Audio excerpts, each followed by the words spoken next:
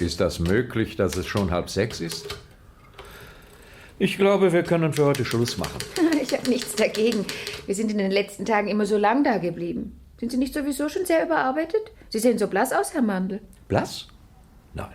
Nein, das kommt nur von dem Licht. Es wird schon so früh dunkel. Das Licht ist schlecht. Wir sollten für anderes Licht sorgen. Ich glaube, Neonlicht verdirbt die Augen. Ja, ich habe es unlängst in der Wochenpost gelesen. Ich glaube, es war die Wochenpost. Man sollte dunkle Brillen bei diesem Licht tragen. Nein, hören Sie auf. Sie wollen sich doch nicht mit schwarzen oder grünen Brillen ins Büro setzen. Das wäre doch zu auffällig. Haben Sie den letzten Satz? Und erlauben wir uns, nach 8 Tagen rückzufragen. Mit dem Ausdruck vorzüglichste Hochachtung. Und erlauben wir uns, in 8 Tagen rückzufragen mit vorzüglichster Hochachtung. So. Soll ich den Brief noch dem Chef zur Unterschrift geben? Der Herr mit dem blauen Mantel dürfte schon gegangen sein. Welcher Herr? Welcher blaue Mantel? Der Herr, der nicht bestellt war und dennoch vorgelassen wurde. Da haben Sie den Mantel nicht bemerkt? Dieser Mantel war von einem viel zu hellen Blau. Ich habe so ein Blau noch nie gesehen. Da finden Sie nicht auch, dass ein Herr sich nicht so kleiden darf? Ich habe den Mantel nicht gesehen, aber ein helles Blau, das finde ich auch. Ja, das finde ich ziemlich. Na ja. Ich lege die Kopien gleich ab. Wollen Sie sie noch paraphieren? Nein, das ist nicht notwendig. Oder eigentlich doch. Geben Sie her. So, auf der ersten Seite habe ich einen Fehler gemacht, aber ich konnte es sehr gut ausradieren. Man bemerkt es kaum. Haben Sie eigentlich den Film im Forum gesehen? Ich finde den Titel so komisch. Gummi aus 7 Himmeln. Mir fällt das ein, weil ich vom Radieren spreche. Aber es handelt sich wahrscheinlich um etwas ganz anderes. Fräulein Klemann hat mir davon erzählt. Soll gar kein besonderer Film sein. Sie hat sich sehr gelangweilt. Aber den Titel finde ich zu komisch. Das ist einmal etwas ganz anderes. So, Fräulein Klemann. Wer ist Fräulein Klemann? Aber die kennen Sie nicht? Na, die Blonde aus der Verwaltung. Nein, ich kenne keine Blonde aus der Verwaltung. Ich meine die immer wegen der Abrechnungen anruft. Sie vertritt seit 3 Wochen den 2. Prokuristen. Ach, die! Aber ich kenne keine Blonde. Ja, wenn Sie nur mit ihr telefonieren. Wenn Sie vielleicht ganz rasch, Fräulein Anna, das heißt, wenn Sie vielleicht hier noch etwas Ordnung machen könnten und die Schlüssel nehmen. Ich möchte gern gleich gehen. Ich möchte noch die Geschäfte schließen. Meine Frau hat morgen Geburtstag. Da sollte ich noch Blumen. Ja, ich sollte vielleicht noch etwas anderes. Dann beeilen Sie sich nur. Diese paar Minuten, die ich da länger bleibe, machen mir nichts aus. Das spielt wirklich keine Rolle. Oh, ich bin Ihnen sehr dankbar. Und wenn mich der Chef noch brauchen sollte, dann sagen Sie ihm... Dann sagen Sie ihm nichts. Warum sollte ich nicht einmal pünktlich weggehen, wenn ich morgens immer pünktlich komme? So, an meinem Mantel sitzt schon wieder ein Knopf locker. Sitzen bei Ihrem Mantel die Knöpfe auch immer so locker? Ich nähe mir die Knöpfe selbst an. Ich finde, alle Männer sollten das tun. Man darf sich nicht in allen Dingen den Frauen ausliefern. Aber wegen der Knöpfe. Sie können es mich einmal versuchen lassen. Meine Knöpfe sitzen nicht locker. Nein, Sie sind zu komisch. Damit liefern Sie sich doch nicht aus. Ich meine, den Frauen. Wie komisch. Sie sagen manchmal so komische Sachen. Also, auf Wiedersehen. Und seien Sie so lieb. Wie schon gesagt. Auf Wiedersehen.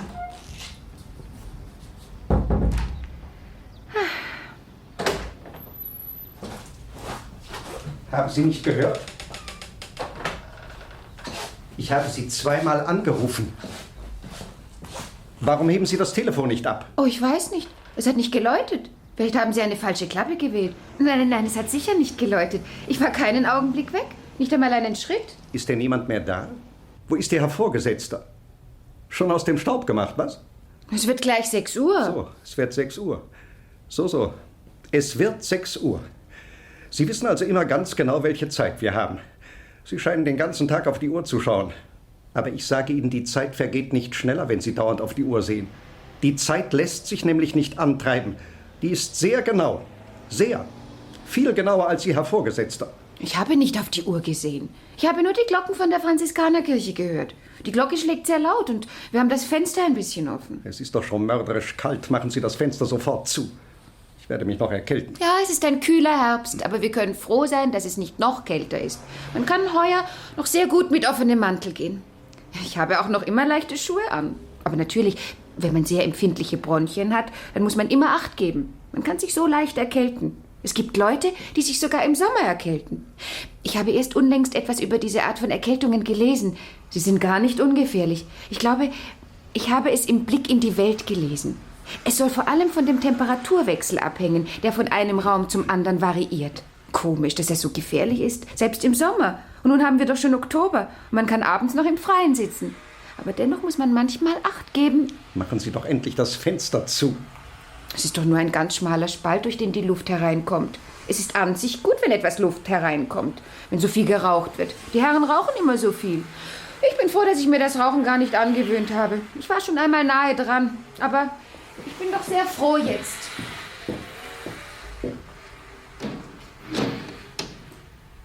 Ist wenigstens der Laurenz noch da? Ja, gewiss. Ich glaube, er ist in all den Jahren noch nie vor Ihnen weggegangen. Er ist sozusagen immer da. So, er ist immer da. Was macht er immer da? Ich habe es nicht gern, wenn mir Leute beweisen, dass sie immer da sind. Es ist aufdringlich, immer da zu sein. Damit kann man mir nicht imponieren. Bei mir zählt nur die Leistung. Nur die Leistung. Oh, er ist sehr fleißig und so bescheiden. Und er würde es eigentlich komisch finden, wenn jemand bemerkte, dass er immer da ist und so fleißig ist. Es findet eigentlich niemand ein Wort der Anerkennung für ihn. Und er wird es wahrscheinlich auch komisch finden. Ich habe noch keine 10 Sätze mit ihm gesprochen. Aber ich habe doch den Eindruck... Nein, ich übertreibe. Ich habe natürlich mehr als 10 Sätze mit ihm gesprochen. Im Laufe von 2 Jahren werden es schon viel mehr Sätze gewesen sein.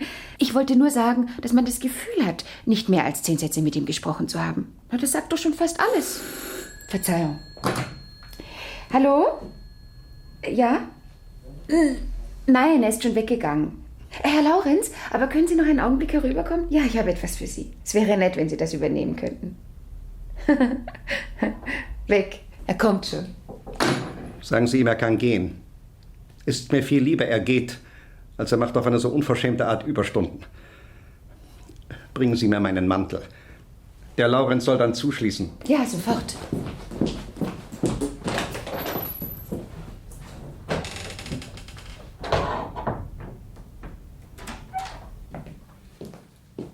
Guten Abend.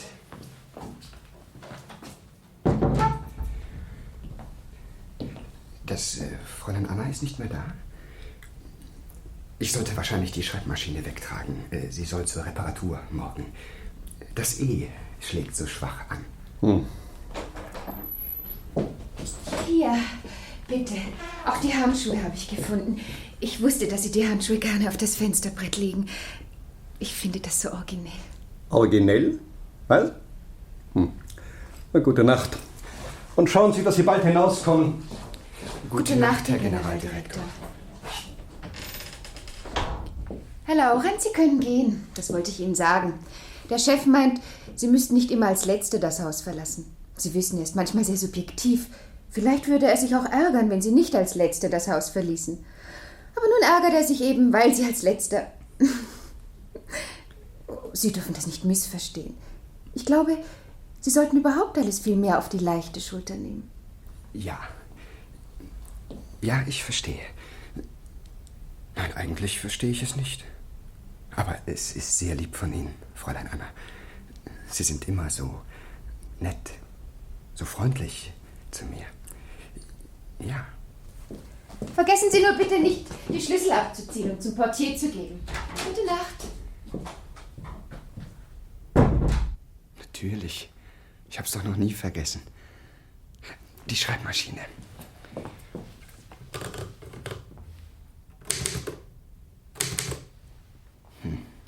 Kaum zu sehen, das E. Das Fenster ist schon zu. Ja. Schlüssel.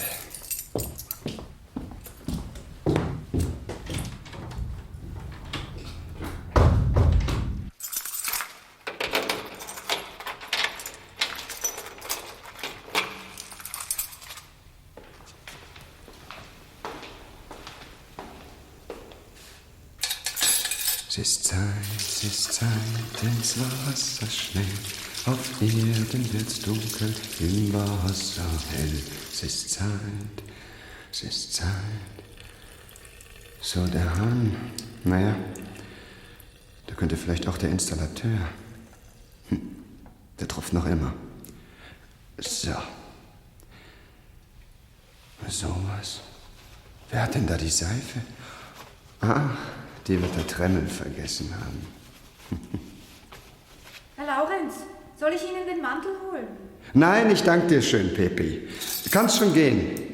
Na dann gute Nacht, Herr Laurenz. Gute Nacht.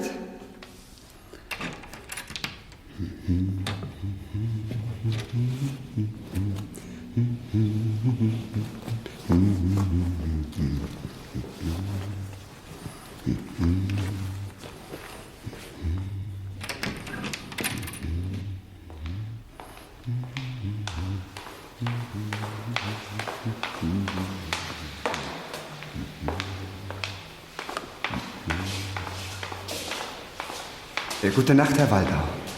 Gute Nacht.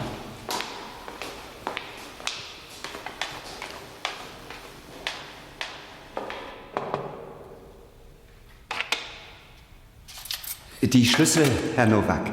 Ah, der Herr Laurenz. Heute sind Sie aber mal früher dran. Ja, der Chef hat mir erlaubt. Na, erlaubt ist gut. Sie sehen schon Zeit. Gute Nacht, Herr Nowak. Ja, gute Nacht, Herr Laurenz. Und sagen Sie mal der Trenzinger, sie soll bei mir auch einmal abstauben. Fingerdick liegt da schon, der Dreck. Gern, Herr Nowak. Gute Nacht also.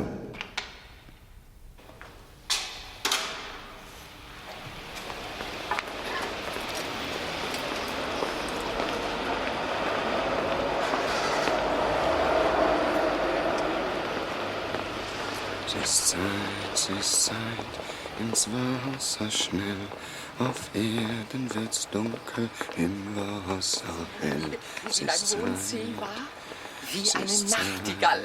Sagt das sind mit dem Dirigenten? Nie hätte ich dem Coreni das zugetraut. Das allerletzte Mal, dass er sich damit die Achtung sollst mich noch kennenlernen.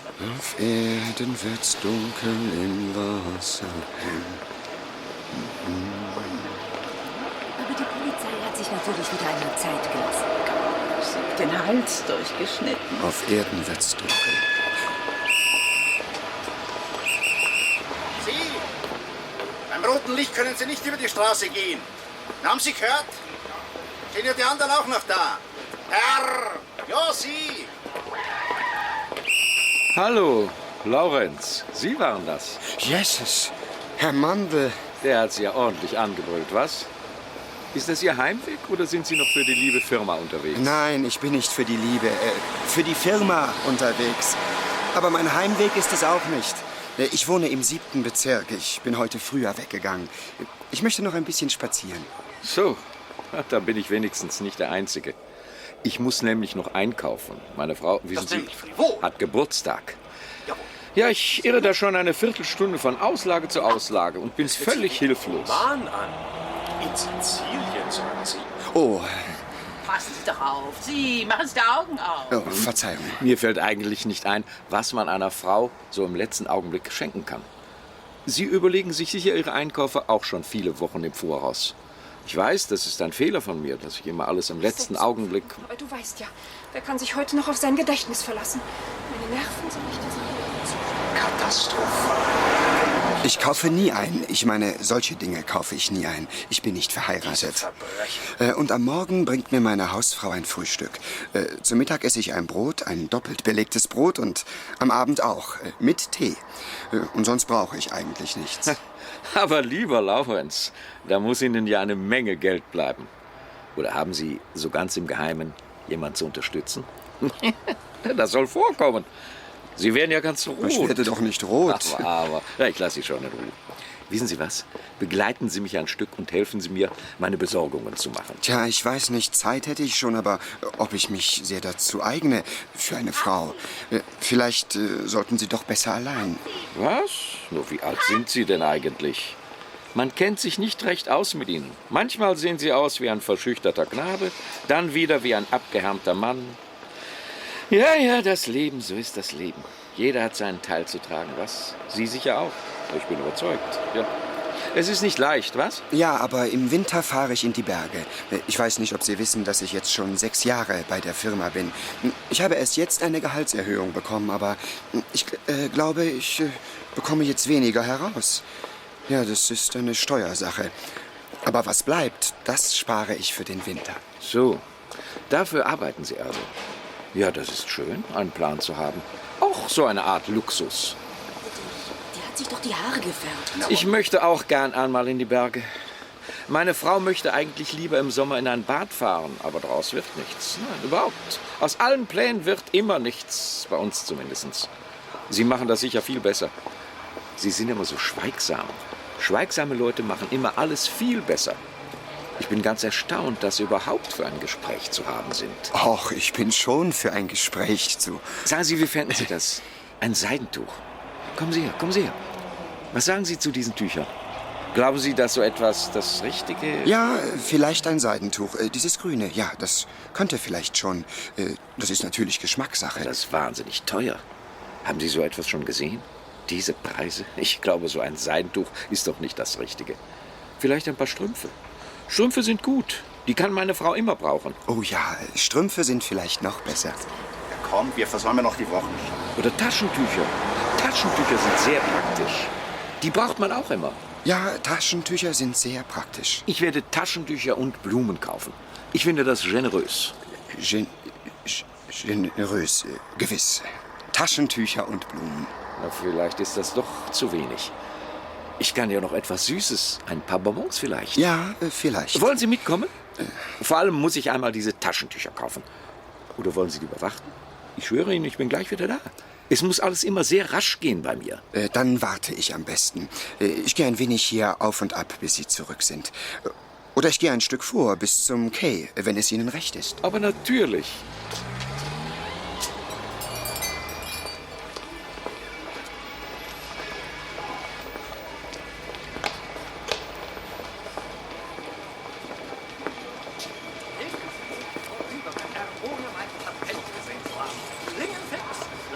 Jede Rasierklinge. Klingfix schleift papierdünn, hauchdünn. Klingfix macht jede Klinge zum Vergnügen. Es gibt kein Schneiden, jeder Part, ob weich oder hart, streckt vor Klingenfix die Klinge. Komm doch schon, wer wird denn so einen Blödsinn kaufen? Das ist jetzt zum Rasenwerden, immer dieser Hetz. Luftballons! Blau und rote Luftballons! 2 Schilling, gnädiger Herr. Wollen der gnädige Herr nicht dem Fräulein Braut einen Luftballon mitbringen? Für die Kinder zu Hause einen blauen Luftballon. Nein, danke, ich brauche keinen Luftballon. Luftballon! Zwischen heute und morgen liegt die Nacht und der Traum.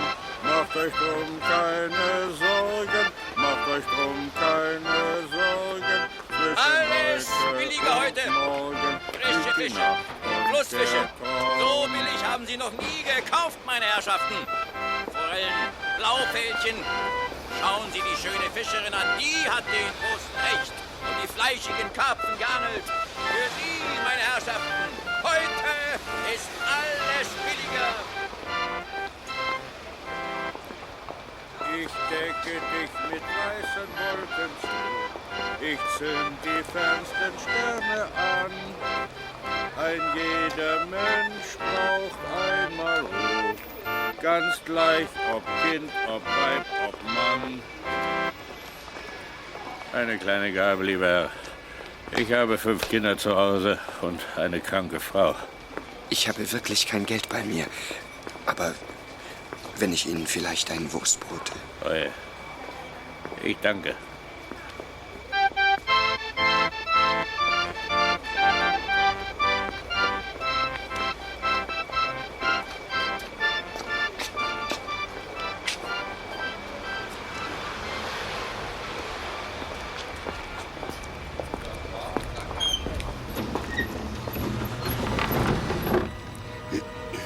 Verzeihen Sie bitte. Ja? Gehören Sie zu diesem Laden? Ja, bitte. Ihr Schaufenster ist schlecht beleuchtet. Schließen Sie schon? Nein, ich öffne eigentlich erst. Aber treten Sie ein. Womit kann ich Ihnen dienen?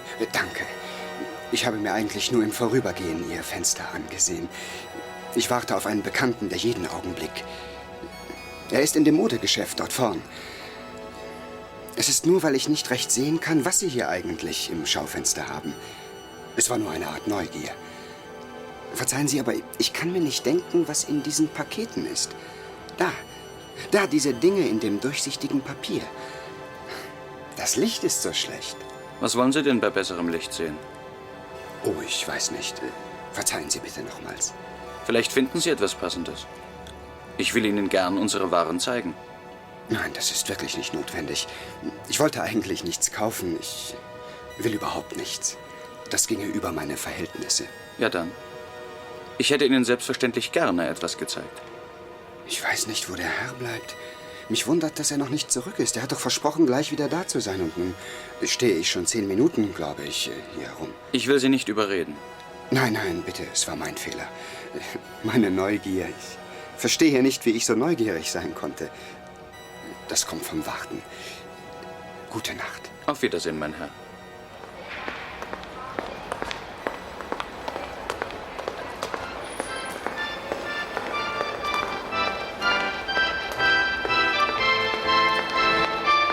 Luftballons, blaue und rote Luftballons.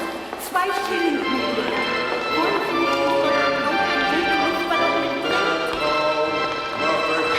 Sehen Sie die schöne Fischerin an.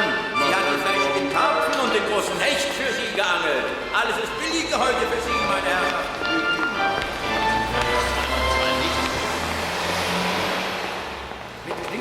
Ich zünd die fernsten Sterne an.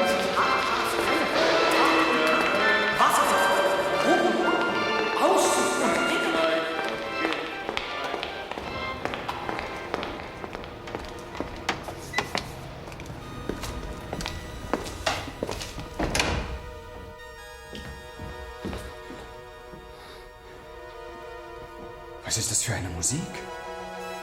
Haben Sie das Radio eingeschaltet? Nein. Ich habe kein Radio. Und ich höre auch keine Musik. Hören Sie nur, hören Sie. Was ist das? Es ist vielleicht Staub, der spinnt. Oder Gebälk, das stöhnt. Oder der Boden, der unter dem Lärm der Stadt zittert. Banal gesagt. Es ist so dämmerig. Vielleicht ist es wirklich Staub, was mir in den Ohren klingt. Das Geschäft scheint nicht gut zu gehen. Warum sorgen Sie nicht dafür, dass es sauberer und heller hier herin ist? Nicht einmal einen Schirm haben Sie für Ihre Lampe. Und Fliegen? So spät im Herbst? So spät im Herbst gibt es doch gar keine Fliegen mehr. Warum nörgeln Sie schon, ehe Sie wissen, warum das so ist? Nehmen Sie bitte Platz. Warum bitte? Ich wollte nur... Bitte hier auf diesem Stuhl. Ich muss jetzt nur das Licht abdrehen. Das Licht? Nein, nicht das Licht. Nicht das Licht.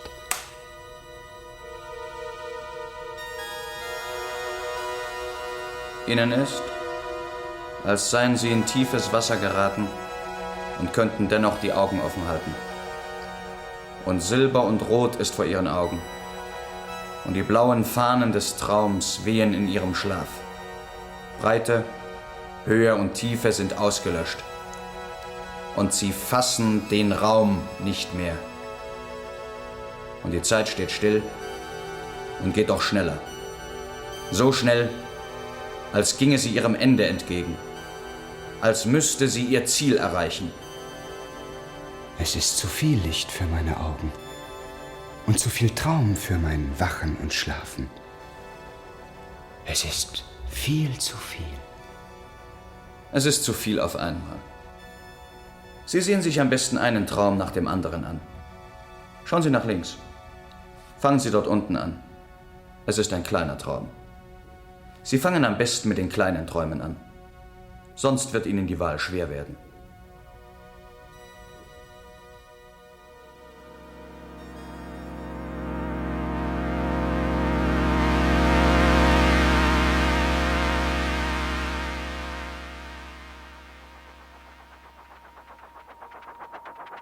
Herr Freund! Herr Mandel! Freund! Mandel! Schneller! Schneller! Ich kann nicht mehr! Ich kann nicht mehr! Er kommt! Sie kommen, Herr Mandel! Ich kann nicht mehr! Meine Hände bluten! Meine Knie bluten! Ich kann nicht mehr! Schneller! Schneller! Bis zum Tunnel! Ich kann keinen Tunnel mehr! Ich kann keine Hände mehr!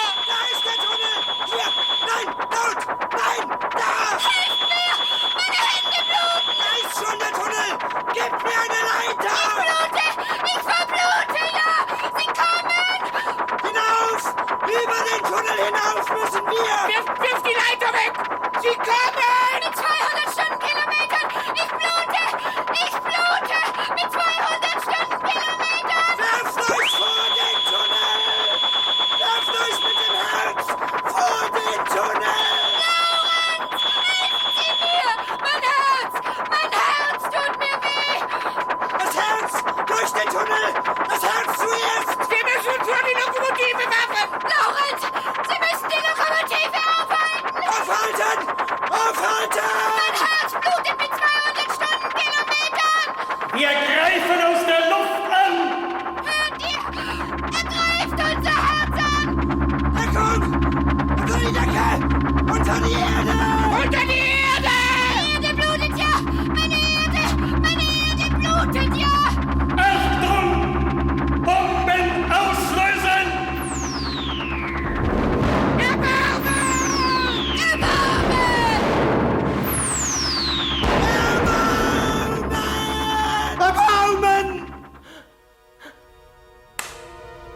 Was haben Sie denn?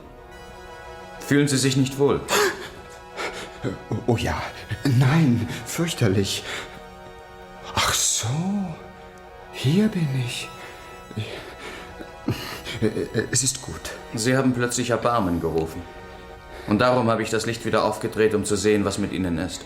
Es war nur so ein schrecklicher Traum. Nicht wahr? Das tut mir leid. Den wollen Sie also nicht nehmen, natürlich. Ich wollte Ihnen eigentlich einen anderen zeigen. Ja, einen anderen, bitte. Versprechen Sie mir, dass das nicht wieder so böse ausgeht. Sie zittern ja am ganzen Körper. Hier, nehmen Sie mein Taschentuch. Wischen Sie sich die Stirn ab. Taschentuch? Ja. Ich müsste gehen. Mein Bekannter wollte nur schnell Taschentücher. Kann ich Ihnen jetzt den nächsten Traum zeigen? Ja, bitte. Nein, danke. Später. Ich muss zuerst das Licht abdrehen. Generaldirektor Laurenz. Generaldirektor Laurenz. Generaldirektor Laurenz. Generaldirektor Laurenz. Generaldirektor Laurenz. Generaldirektor Laurenz. Hier bei seiner Exzellenz Generaldirektor Laurenz. Unmöglich! Kann nicht verbunden werden. Warten Sie. Warten Sie, kann nicht verbunden werden. Herr Minister, Sie können nicht verbunden werden. Warten Sie, verbunden werden. Warten Sie, nicht verbunden werden. Herr Minister, Sie können nicht verbunden werden. Sie können nicht verbunden werden. Warten Sie, können nicht verbunden werden. Das ist das letzte Gespräch, das ich heute nicht entgegengenommen habe. Ich nehme überhaupt keine Gespräche mehr entgegen. Alle sollen warten. Warten, verstehen Sie? Alle sollen warten. Jawohl, Exzellenz. Die Teppiche müssen weicher werden. Das ist ja zu laut, viel zu laut. Verstanden, Anna? Ordnen Sie an, dass alles leiser wird und wartet. Jawohl, Exzellenz. Alles leiser und warten. Diktieren Sie jetzt durch das Diktierphon. Wir machen Sie zum letzten Mal darauf aufmerksam, widrigenfalls. Wir machen Sie zum letzten Mal darauf aufmerksam, widrigenfalls. Wir machen Sie zum letzten Mal darauf aufmerksam, widrigenfalls. Schneller, Sie brauchen ja entsetzlich lange zu diesem lächerlichen Diktat. Das könnte alles viel leiser vor sich gehen. Aber Sie machen sich ja keine Mühe. Oh doch, ich gebe mir Mühe, Exzellenz Laurenz. Ich gebe mir wirklich Mühe. Bringen Sie mir meinen Wagen. Ich möchte zu meinem Schreibtisch fahren. Chauffieren Sie mich in das große Sitzungszimmer.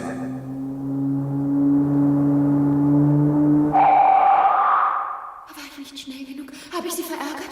Sie sehen mich so schrecklich an. Wie Sie's verdienen, meine Liebe.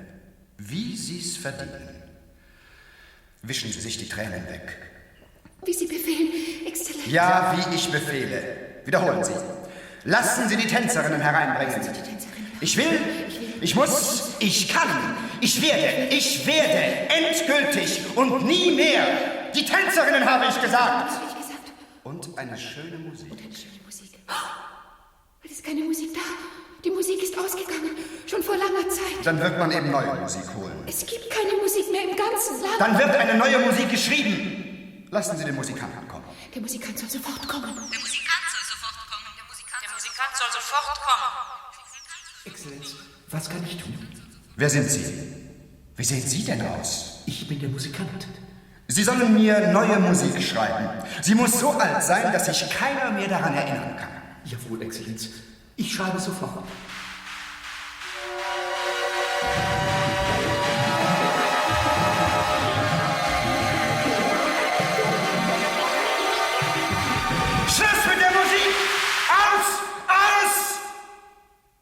Das ist keine Zeit für Musik. Das ist überhaupt keine Musik und keine Zeit. Hinaus! Ihre Musik lügt ja. Gehen Sie, Herr Mandel. Sie sehen ja, dass seine Exzellenz unzufrieden ist mit Ich lasse Ihre Instrumente kurz und klein schlagen, wenn Sie noch einmal lügen. Gehen Sie doch, Herr Mandel. Ich lasse alles und alle kurz und klein schlagen.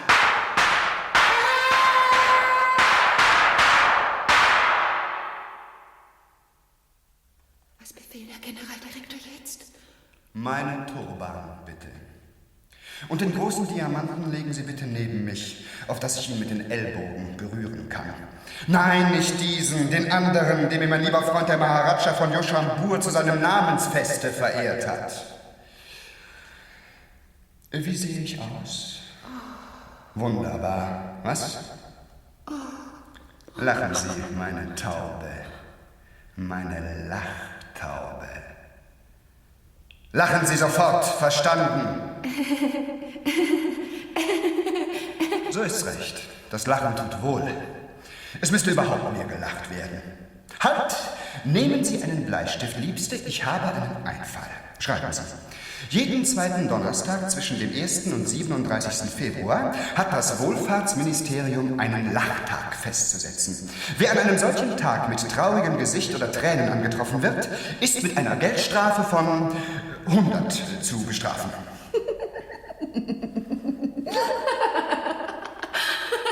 Der Abend, welcher Donnerstag. Ich bin schon ausgezeichnet gut aufgelegt. Es ist eine wunderbare Idee von Ihnen. Ja, originell waren Sie ja immer. Lachen Sie nicht, schreiben Sie.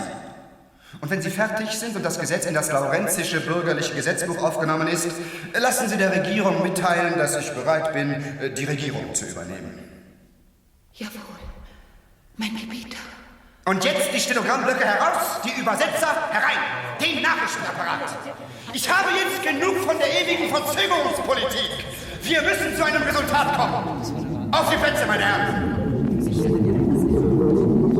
Ich eröffne den diesjährigen 55. Kongress für die Erschließung überseeischer Länder zugunsten des Lawrence and Lawrence Grand Globe Concerts.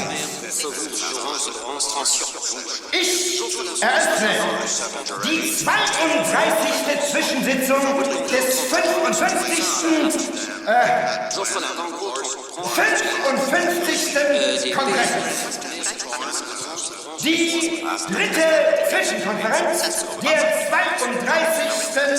Zwischensitzung des 55.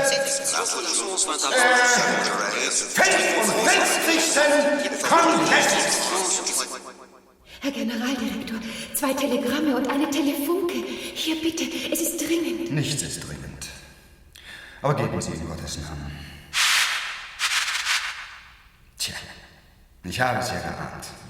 Man wird ohne mich nirgends fertig. Anna, Sie kommen mit. Wir brechen die Konferenz sofort ab. Wir fliegen. Nein, lassen Sie meine Privatrakete kommen. Verständigen Sie den Raketenführer. Wo ist denn dieser Flegel wieder? Hier zu Ihren Diensten, verehrter Herr Generaldirektor. Ich bin ständig in Bereitschaft. Sagen Sie das gefälligst mit einer tiefen Verbeugung oder ich jage Sie davon wie einen Hund. Was? Sie haben wohl noch immer nicht vergessen, dass Sie einmal Generaldirektor waren. Generaldirektor eines lächerlichen Konzerns, den ich übernommen, was sage ich, hinaufgeführt zu einer der gigantischsten, einer noch nie dagewesenen, weltumspannenden Organisationen gemacht habe. Verbeugen Sie sich. Abfahrt. Steuern Sie. Ich werde Ihnen mit dem Fächer Kühlung verschaffen, wenn Ihnen die Luft zu heiß wird. Reden Sie nicht lang, steigen Sie ein. Halt, ich habe es mir überlegt. Man soll sehen, wie man ohne mich fertig wird. Es genügt, wenn ich meinen Gesandten schicke. Wir wechseln den Kurs. Wir werden heute noch, haben Sie verstanden, Herr Raketenführer, den Mond in Besitz nehmen. Den Mond in Besitz nehmen, jawohl. Oh, den Mond! Ich habe mir schon immer ein Landhaus auf dem Mond gewünscht. Ich will gnädig sein, Anna. Das sollen Sie haben. Aber dass ich nicht vergesse, ich bin Ihrer wirklich schon seit Tagen überdrüssig. Ich werde Ihnen das Landschloss auf dem Mond bauen lassen, dann ist aber genug. Sie werden des Landes, der Erde verwiesen und bleiben dort, wo ich Sie jetzt absetze. Verstanden, mein Kind? Laurenz, das kann ich nicht ertragen. Ich verehre Sie heute noch wie am ersten Tag. Ich liebe Sie und Sie verstoßen mich. Ich will nichts. Ich will nur zu Ihren Füßen sitzen dürfen, Ihre Sklavin sein, Ihre Befehle erfüllen dürfen, Ihre Stirn, hinter der sich die größten Gedanken, die je gedacht worden sind, denken sehen dürfen. Ich will nichts. Nur das. Nur das. Verstoßen Sie mich nicht. Machen Sie zu meiner Nachfolgerin, wen Sie wollen. Lassen Sie mich ihr und Ihnen dienen. Ach, Laura. Heute wird gelacht. Was unterstehen Sie sich? Hören Sie sofort auf zu jammern. Ich lasse Sie Gio töten. Dann ist alles zu Ende. Ich kann nicht mehr.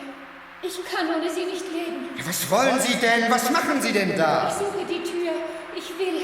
Oh, Laurenz, ich kann nicht anders. In einer Minute ist alles zu Ende. Sie können doch nicht hier auf der halben Strecke zwischen Erde und Mond.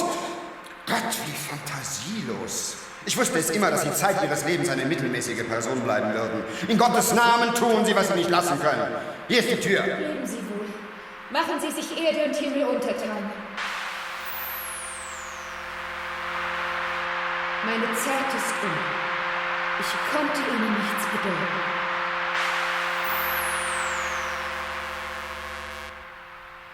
Die gute Seele. Ja, sie konnte mir nichts bedeuten. Eine traurige Langeweile überkommt mich.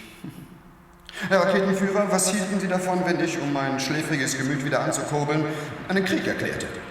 Wem soll der Krieg erklärt werden, Herr Generaldirektor? Sie sind wohl schwer vom Begriff! Ist doch völlig egal! Krieg, habe ich gesagt! Ich erkläre einfach den Krieg! Wie wir soeben von Laurenz und Laurenz Translow-Konzern erfahren, hat seine Hoheit Generaldirektor Minister Dr. Laurenz den Krieg erklärt. Der Krieg wurde an sich ohne Einschränkung gegen alle immer möglichen Objekte erklärt und wird von den neuesten Stützpunkten von Gestirnen am mittelöstlichen Himmel sowie dem eben in Besitz genommenen Mond ausgeführt werden. Das Befinden seiner Exzellenz des erlauchten Generaldirektors ist zufriedenstellend.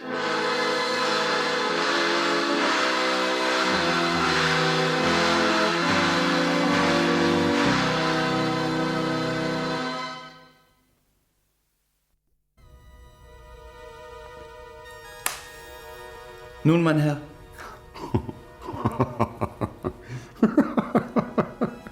So etwas. Das ist aber... Nein, eigentlich möchte ich diesen Traum doch lieber nicht. Sehr lustig. Ich kann mich nur wundern. Nein, gar so lustig ist das eigentlich aber doch nicht. Ich will Ihnen gerne noch einen zeigen. Bitte? Den Kran schwenken! Rechts halten! Um 45 Grad schwenken! Ist die Fracht schon verladen? Wir sind gleich fertig.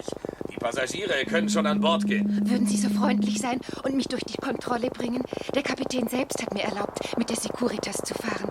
Sie ist das schönste Schiff der Welt, hat man mir erzählt. Darf ich Ihnen meinen Arm reichen? Kommen Sie, wir freuen uns, einen so schönen Passagier auf unserem Schiff begrüßen zu können. Danke. Sie sind ein Kavalier-Matrose. Ihre Uniform gefällt mir. Ich danke auch. Sie sind sehr liebenswürdig, schöne Dame. Ich heiße Anna. Anna. Um wegzufahren, brauchst du einen Pass. Du kannst nicht ohne Papiere auf das Schiff. Anna, geh nicht, ohne mir Lebewohl zu sagen. Sieh mich bitte noch einmal an. Gib mir bitte noch einmal die Hand. Ich weiß nicht, warum du heute fahren willst. Die Wolken treiben so schnell und am Horizont steht ein Streifen dunkel. Du solltest nicht heute fahren. Wart noch zu. Fahr morgen. Das Schiff ist schön. Es ist weiß und groß. Ich wollte immer auf weißen, großen Schiffen fahren, die mit bunten, fröhlichen Wimpeln besetzt sind. Anna, ich verstehe dich nicht. Blick auf. Blick in den Himmel, der voll von Gefahr ist. Hör auf mich. Allen anderen wendest du dein Gesicht zu. Du lächelst die Matrosen an und du lässt mich vergeblich rufen. Was ist geschehen? Sag mir, was ist geschehen seit den Tagen, als wir durch goldene Städte gingen? Unter goldenen Dächern und die Glocken über die Plätze unserer Liebe läuteten. Ich liebe die großen weißen Schiffe. Ich liebe Kleider aus silbernen Fischschuppen und Halsbänder aus Tang. Ich liebe die Wellen, die an große weiße Schiffe schlagen. Ich liebe die wunderbaren Lieder der Matrosen und die hohen Masten, in denen sich schneeige Wolken verfangen. Ich liebe das Heulen der Sirenen und die Ferne, auf die die großen weißen Schiffe Kurs nehmen. Und ich liebe das Ufer der Sonne am Horizont, auf das mich der Wind mit seinen starken Armen heben wird. Ich liebe die Unendlichkeit des Meeres. Anna, du hast keinen Pass bei dir. Man wird dich nicht durch die Sperre lassen. Hörst du mich? Anna, du kannst nicht einfach auf das Schiff laufen. Du hast eine Menge von Formalitäten zu erledigen. Anna! Matrosen, macht mir den Weg frei. Meldet mich dem Kapitän. Ich habe freie Fahrt und ein Visum für die Unendlichkeit. Der Kapitän lässt Sie bitten, an Bord zu gehen. Kommen Sie, wir fahren ab.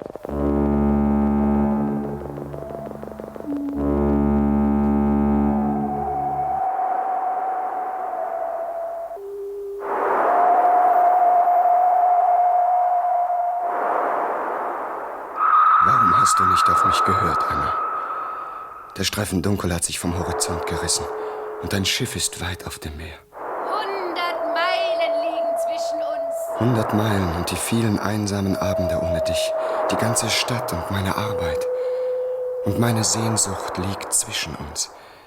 Ich hätte mich nie so sehnen sollen. Der Himmel war blau noch zu dieser Stunde, aber nun ziehen Wolken auf und die Möwen fliegen mit gellendem Schrei um das Heck. Vom Lande ist nichts mehr zu sehen. Ich wusste nicht, dass es so viel dunkeläugiges Wasser gibt und Wellen, die klirren wie Schwerter und mir das Wort im Mund zerschlagen. Sie sollten hinuntergehen in die Kabine. Der Wind wird Ihnen die Wangen verbrennen. Aber ich kann mich noch halten. Lassen Sie mich. Ich kann mich noch halten. Ich kann noch die Ferne halten und den unendlichen Himmel, der mit dem Meer den Erdkreis schließt. Anna, komm zurück. Zurück? Wohin? Einmal war ich in einer Stadt mit trockenen Häusern und Toren, über denen Engel hingen, in einem Park, in dem dämmerige Laubdächer mein Begehren sänftigten. Und wenn mich dein Arm umfing, wessen Arm umfing mich? Matrosen, wessen Arm umfing mich? Wessen Arm? Anna, warum hast du nicht auf mich gehört? Wessen Arm umfing mich? Wessen Wimper rührte an die meine? Wer stahl für mich den sonnenwarmen Flieder im Park und gab mir den Wein des späten Nachmittags zu trinken? Hier ist kein Tag und keine Nacht. Hier ist das Wasser zu jeder Stunde kalt und der Wind zu jeder Stunde stark. Hier sind die Matrosen zu jeder Stunde bereit und hängen wie Wimpel an den Masten. Wer hat mir die Abschiede in den dunklen Toren genommen und die Umarmungen? Leg dich zu Boden, Anna. Siehst du die schrecklichen Wolken nicht, die unaufhaltsam auf dich Kurs nehmen? Soll ich immer so stehen, regungslos in unendlicher Bewegung? Anna, ich werde nicht in die Berge fahren. Wir werden um unser Geld ein kleines Haus kaufen. Verlass das Schiff, Anna. Spring. Lauf. Spring ab. Komm zurück. Wir werden Blumen in unserem Garten haben. Und ich werde dir einen blauen Luftballon kaufen. Wir werden Wein trinken. Und ich werde dich mit weißen Wolken zudecken. Lauf und spring ab. Wer ruft mich? Du bist es, Laurenz. Du rufst mich. Matrosen, seht ihr den kleinen, dicken Punkt am Ufer? Diesen kleinen, grauen Punkt, der wie eine Träne im Sand zittert. Die Träne will, dass ich abspringe und zurückkomme. Lach nicht, Anna. Du kannst mich vor den Matrosen nicht so bloßstellen. Das habe ich nicht verdient um dich. Immer bin ich müde, wenn ich abends fortgehe. Immer verlasse ich als Letzter das Haus. Und wenn ich im Tor stehe, bleibt mir die getane Arbeit noch zu überdenken. Ich muss wissen, ob alle Termine in die Kalender meiner Vorgesetzten eingetragen sind, ob alle Schriftstücke abgelegt sind, ob die Wasserleitungen am Gang nicht tropfen und die Schreibmaschinen zur Reparatur getragen sind. Immer bin ich müde, wenn ich heimgehe, wenn sich Straßen und Menschen im Staub des Abends verlieren und die Vögel mit hellen Schreien über die Dächer fliegen. Wenn du zurückkehrst, will ich dir dein Lachen verzeihen und ich will dir vergeben, dass du von mir gegangen bist. Anna, wenn du jetzt nicht zu lachen aufhörst und abspringst, ist es um dich geschehen. Die schwarzen Wellen zermalmen schon das Heck, die Planken brechen. Du bist für mich verloren, rette dich. Du bist für dich und mich verloren. Ich liebe die wundervollen Lieder der Matrosen. Ich liebe das Meer und die Ferne, die Unendlichkeit und die Gefahr. Und ich hasse die Stadt mit den Dächern, die auf meine Schultern drücken und die Umarmungen der kleinen, grauen Tränen am Ufer. Ich hasse das Leben und die Menschen, die in die Berge fahren wollen, sich ein Haus bauen und mir im Garten des Abends die Augen mit Küssen bedecken. Aber ich liebe den Tod!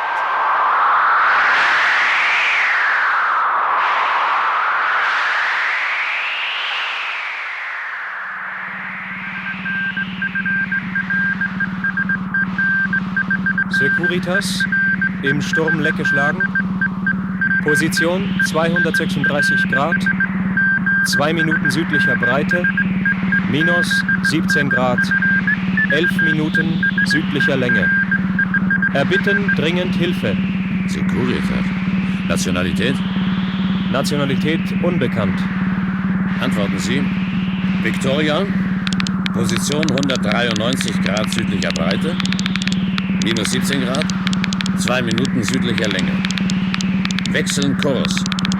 Kommen mit äußerster Kraft zu Hilfe. Haltet aus. Sind in 4 Stunden bei euch. Erbitten laufend Positionsangabe.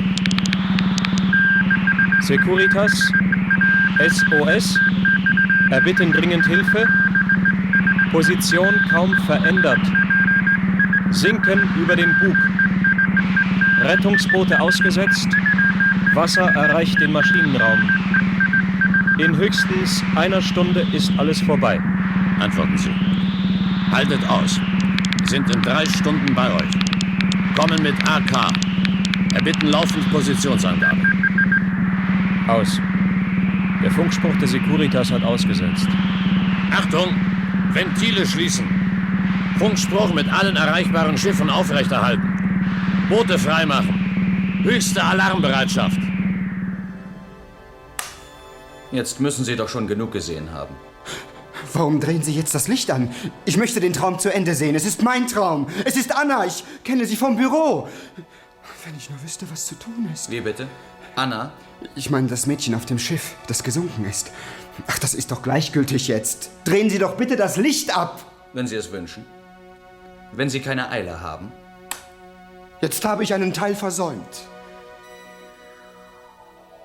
Alles hat sich verändert. Anna, aber selbst wenn ich auf den Grund des Meeres tauchen müsste, ich hole dich.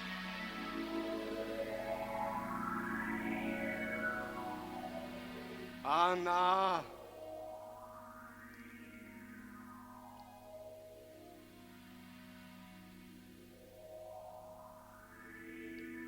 Wo bin ich?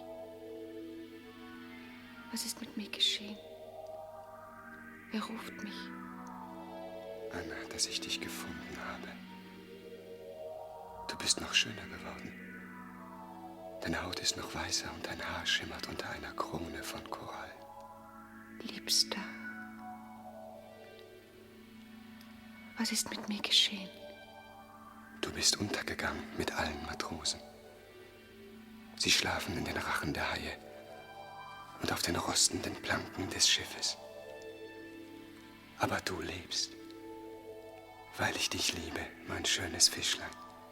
Sieh, ich bring dir Milch aus den Muscheln und die Früchte des Tanks. Ich deck dir den Tisch mit glänzenden Seesternen und Girlanden aus Algen. Du hast das dunkle Wasser und die Tiefe nicht gefürchtet. Du bist zu mir gekommen, trotz allem. Trotz allem. Und du willst bei mir bleiben? Mein Gott, ich verdiene dein Bleiben nicht. Wenn du hier bleibst, wirst du nie mehr in die Berge fahren und nie mehr ein kleines Haus bauen können. Nie werden wir im Garten sitzen und den Mond hinter den Bäumen aufgehen sehen. Sei still und klag dich nicht an. Ich will nicht mehr in die Berge. Und ich will kein Haus für uns. Ich will bei dir bleiben. Denn wo du bist, ist die Welt. So viel Wärme kann mir die Erde nicht geben, wie der Druck deiner kühlen Hand. So viel Liebe lassen mich 1000 Menschen nicht spüren, wie der Schlag deines Herzens, in dem der Rhythmus des Meeres ist und der feuchte Atem deines Mundes, von Ewigkeit zu Ewigkeit. Ja, wir werden ewig jung sein und nie sterben. Wir werden für immer beisammen sein und nichts soll uns trennen. Unser Haus wird auf den Quellen des Lebens stehen und wir werden in allen Geheimnissen seiner wechselnden Mauern wohnen. Und in den Spiegeln des Grundes kann ich deine schöne Gestalt vertausendfältigt sehen. Ich werde dich lieben, um deiner Treue willen. Und ich werde dir treu sein, um deiner Liebe willen. Wir liegen umschlungen am Grund, die Wasser decken uns zu. Wir sind ein einziger Mund und atmen vergessen und roh. Über uns das schweigende Boot trägt lächelnd die Erde nach Haus. Eine Welle von warmem Rot löscht die kühlere Sonne aus. Wir schlafen und wissen nichts mehr von verflogenen Stunden am Strand, umschlungen wie Muscheln im Meer, von Perlen, von Traum und von Sand. Wir liegen umschlungen am Grund. Ich liebe dich um deiner Treue willen und bin dir treu um deiner Liebe willen. Ich höre den Gesang der Sirenen und weiß, dass du mich liebst. Ich sehe dein Schuppenkleid, deine Halsbänder aus Tang und weiß, dass du mich liebst. Und ich weiß, dass du schön bist und atmest und das Leben und die Welt bist, weil du mich liebst. Weil du mich liebst. Weil du mich liebst. Weil du mich liebst. Weil du mich liebst. Weil du mich liebst. Weil du mich liebst. Weil du mich liebst. Weil du mich liebst. Weil du mich liebst. Wollen Sie diesen Traum nehmen? Ja, ich will ihn haben. Wenn ich das kann. Schreiben Sie mir die Rechnung, bitte. Behalten Sie Platz. Einen Augenblick, ich will nur meinen Block holen. Kann ich wirklich? Oh, ich bin so froh. 14 und 3 und 7. So, das macht... Ja, einen Monat, wenn ich bitten dürfte. Wie? Was haben Sie gesagt? Lassen Sie sehen. Ich mache keinen Scherz. Sie haben vielleicht erwartet, mit Geld bezahlen zu können. Aber Sie werden wissen, dass Sie nirgends Träume für Geld bekommen. Sie müssen mit Zeit bezahlen. Träume kosten Zeit. Manche sehr viel Zeit. Wir haben einen Traum. Vielleicht darf ich ihn Ihnen zeigen. Für den wir ein Leben verlangen.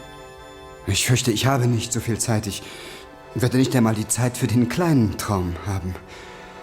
Ich würde Ihnen viel, vielleicht sogar alle meine Ersparnisse dafür geben, aber ich muss arbeiten und meine Arbeit geht meiner Zeit vor.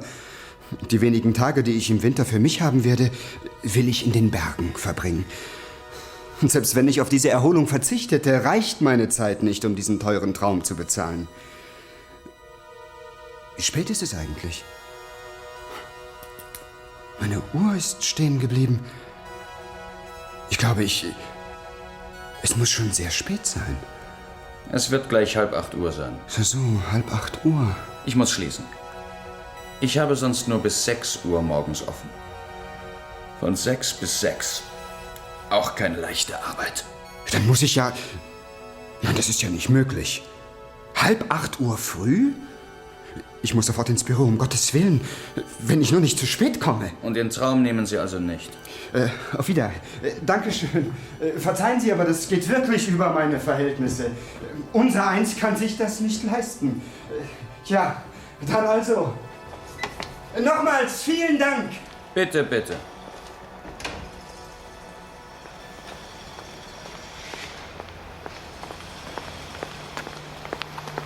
Herr Inspektor, verzeihen Sie bitte. Ist es wirklich schon 7:30 Uhr früh? Sind's besoffen? Natürlich ist 7:30. Was wollen's denn? Nichts, ich muss nur schnell in mein Büro. Taxi! Weg. Herr Inspektor, wo ist hier der nächste Taxistand? Am Stephansplatz. Wenn Sie die zweite Straße links gehen. Und dann rechts halten. Danke, ich weiß schon. Aber da bin ich ja schneller zu Fuß.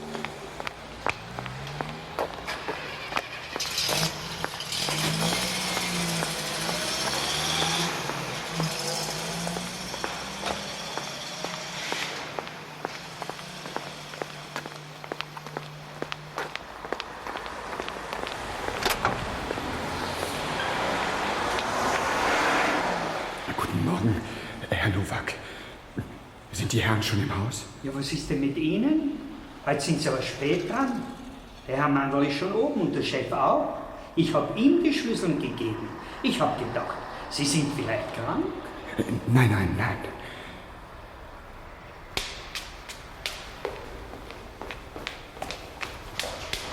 Guten Morgen, Herr Sperr. Guten Morgen. Guten Morgen, Pepi. Guten Morgen.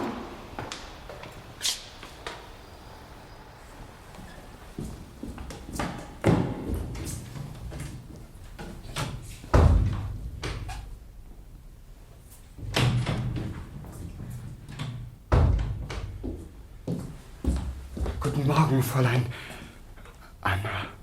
Ja, guten Morgen, Herr Laurenz. Was ist denn das? So spät kommen Sie?